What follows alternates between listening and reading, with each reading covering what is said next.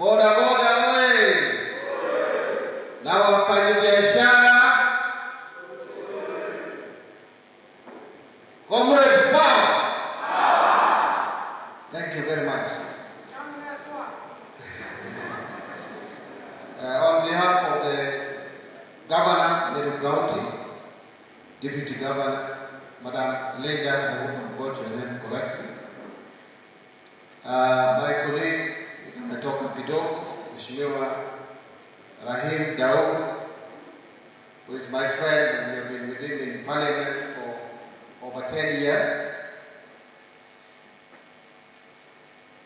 The national government, led by the DCC, principal of this college, who is actually our host today,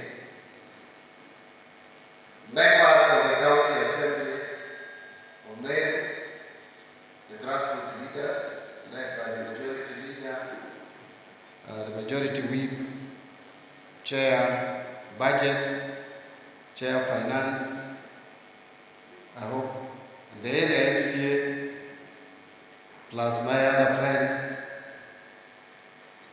the Minister for Education, Damesta, my team from the National Treasury, I have representative here of the Director General of PPP. Good morning. Is it morning or afternoon? It's on the borderline. It's afternoon. I will request you to do the following. I'll give my official speech. Then, if you allow me, I'll give off-the-cuff remarks, briefly. Then, if there is any additional questions, because I will have addressed the questions that have come from your representatives here. But if there is any one or two other additional questions, we'll take that. Hoping to finish by 1, because I wanted to leave by 1. I have another meeting in Nairobi. So representatives from the University Students Association, esteemed student team members, members of the business community, members of Bunge la Wananchi, distinguished guests, ladies and gentlemen, good afternoon once again.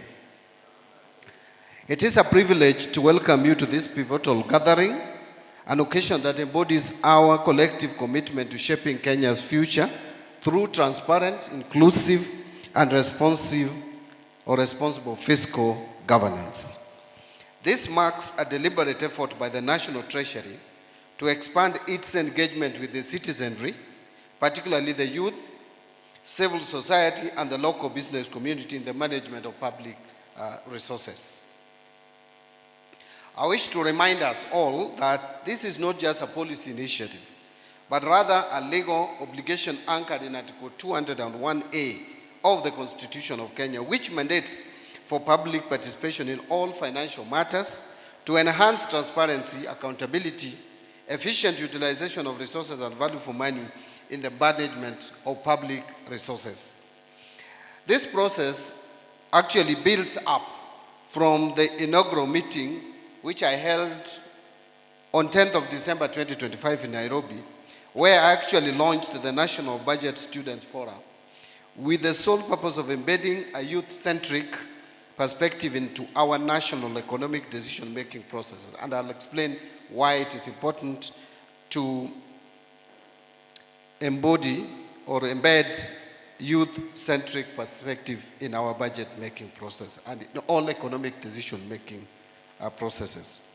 During that launch, we actually committed to engage the youth of this country in their respective regions on matters pertaining to financial management and generally in the public discourse.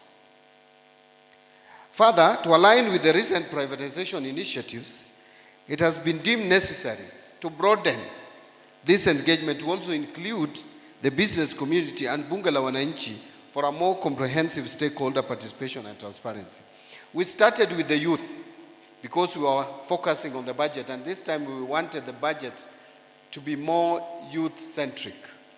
but then because we also have along the way brought in the issues of privatization and divestiture from public assets, it became necessary to engage other stakeholders as well. And that is why we have invited members of the business community and even Bunge la Wananchi and other stakeholders like Boda Boda, Matatu, businesses, etc., so that the engagement is broader. Now, since the launch of this exercise, we have held engagement meetings in a number of places. Kakamega for the Western Kenya region. We also had an engagement in Migori for the former Nyanza province. We held an engagement in Eldoret to cover, it was supposed to be covering the North Rift. And we were to have a meeting in Nakuru which did take place for the Central and South Rifts. And yesterday, we were in Kiambu to engage with the people from Central region. Today we are here for the wider Eastern region, and we still intend to be in Garissa for the Northern Kenya region, and finally in Kilifi for the Coast region.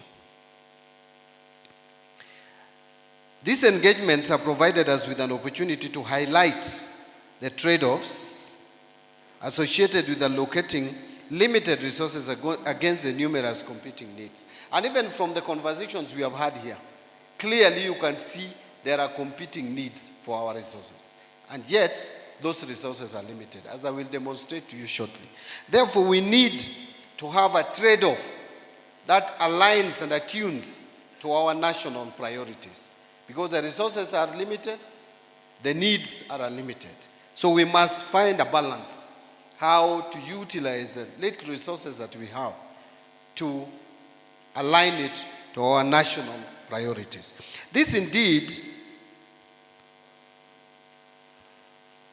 epitomizes the objective of this exercise, as citizens are better informed about policy choices amidst the constrained fiscal environment. Listening to you, I was wondering whether we communicated well. But since this is the beginning, it's important to start from somewhere. Because I had most of you asking me to tell them what is in it, what is in the budget 2026-27 for them.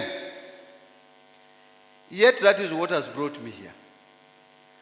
I have come to listen to you to tell me what you want to be in the 2026-2027 budget. And you are asking me what is in it for us, like it is already concluded, a fait accompli. I understand you perfectly well, because the history of budget making in this country has been one of secrecy, where the minister and his team, the technocrats who have been nicknamed the Mandarins, sit at the Treasury building, the CS at the 14th floor, and the rest of his team occupying those floors. We make figures, we create books, and then you are waiting for one specific day, the budget day, for Mbadi to appear with briefcase, held in hand. And you know, zamani hata ilikuwa mbaya zaidi, mheshimiwa. I remember, and I'm sure many of us do, where the budget day was such a sacred day. And it was a day where everyone was speculating.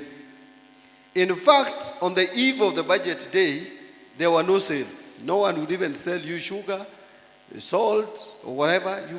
Because they are waiting for prices either to rise or come down.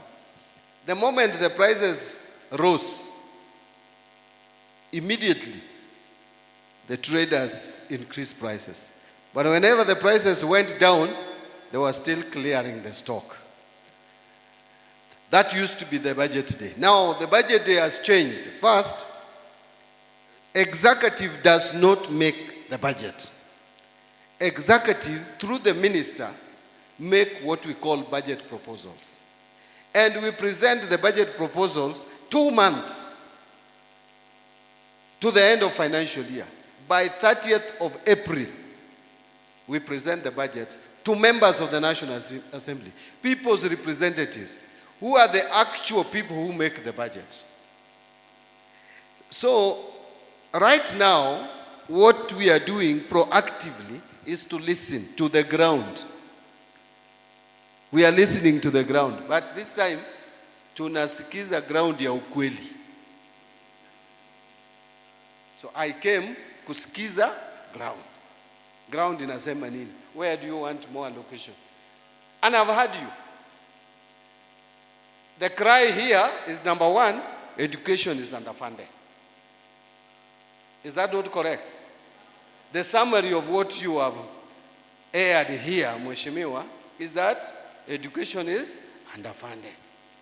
The other one is that our special interest groups need better attention. Okay? So my friend, when I go back, I know I'll look at the budget and see how to take care of the special interest groups. It may not just be persons living with a disability. We know there are more disadvantaged, but there are other disadvantaged groups like the youth, like women. They also have a degree of marginalization. And the elderly, people forget the elderly. I was brought up in a family of the elderly. I was born, my father, I was born when my father was 71 years. 71 years. That's when I was born. And I lived with him until I was 35. The last born. 71 out of 35, that's 106. That's when I lost my father. And I lost my mother not long ago at the age of almost 90. So I know how the elderly can be marginalized and people don't even realize it. Actually, people we also need to attend to seriously are the aging people, because there's a lot that go around them, beginning with their bodies. Anyway, so I came to listen.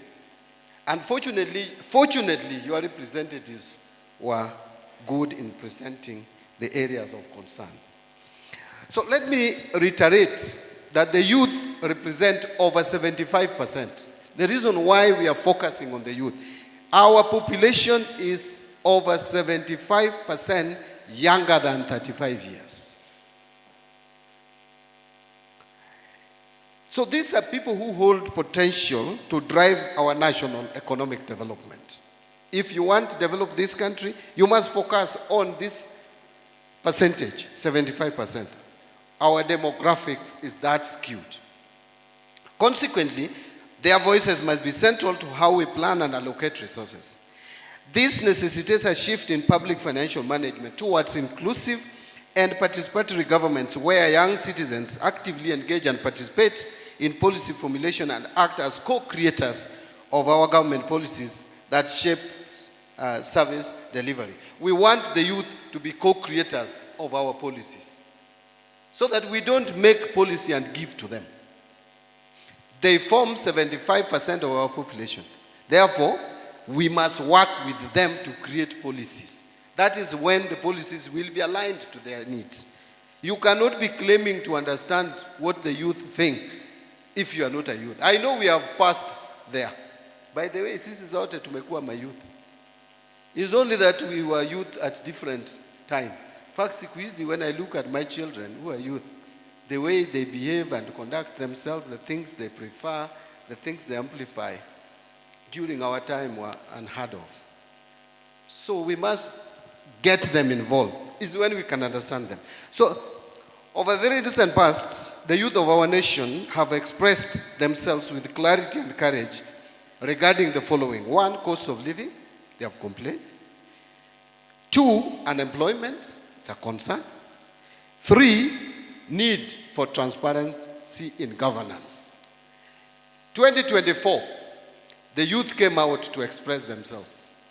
By the way, what the youth were telling us loud and clear is that they were first feeling the heat in terms of cost of living. Number 2, that they are not employed. They are coming out of universities. They have exchanged their father's shamba. Their fathers have sold the farms and exchanged with peppers which are not helping them. So they are complaining.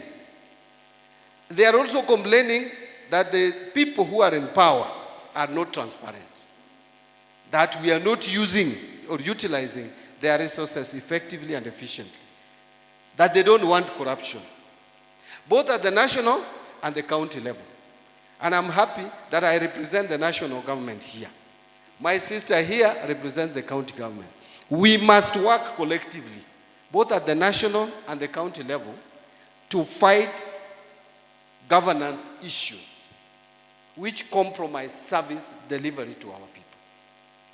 We must